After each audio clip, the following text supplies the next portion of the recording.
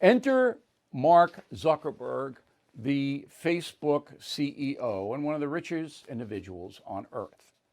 I got to walk through this very slowly. This is ultra important.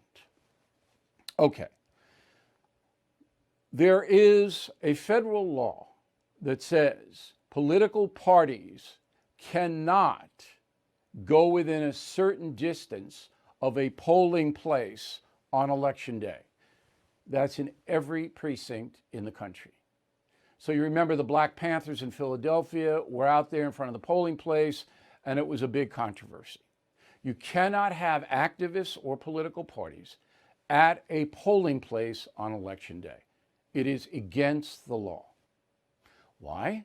Because they don't want voters intimidated, cajoled. They don't want any of that. They being the federal government. All right, digest that for a moment. There are no laws about mail-in ballots. So that's where we start. Mark Zuckerberg donated $419 million to two groups, non-profit groups who say they are nonpartisan. The first group is the Center for Technology and Civic Life, CTCL, Center for Technology and Civic Life. The second group is the Center for Election Innovation and Research, CEIR. They got $419 million from one American, Mark Zuckerberg. So what did they do with that money? Well, they gave it to a number of activist groups in the following states: Arizona, Georgia, Michigan, North Carolina, Pennsylvania, Texas, and Virginia. The activist groups were described as, quote, vote navigators, unquote. They were there to assist voters, potentially at their front doors, to assist in ballot curing. What does that mean?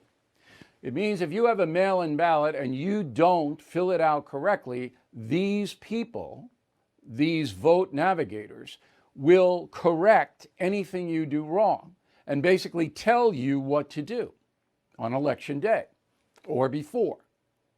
Now, all of the people were Biden voters. All of the vote navigators went into the precincts that historically vote Democratic, with one exception, one county, Brown County in Wisconsin.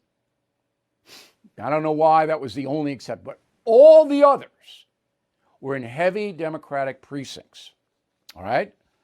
Like Fulton County, Atlanta, like Philadelphia, okay?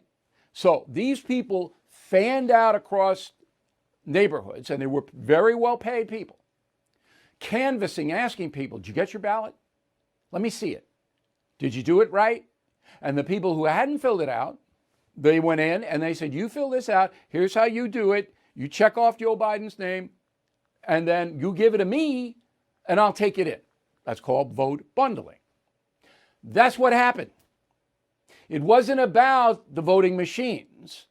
It wasn't about destroying ballots for Trump.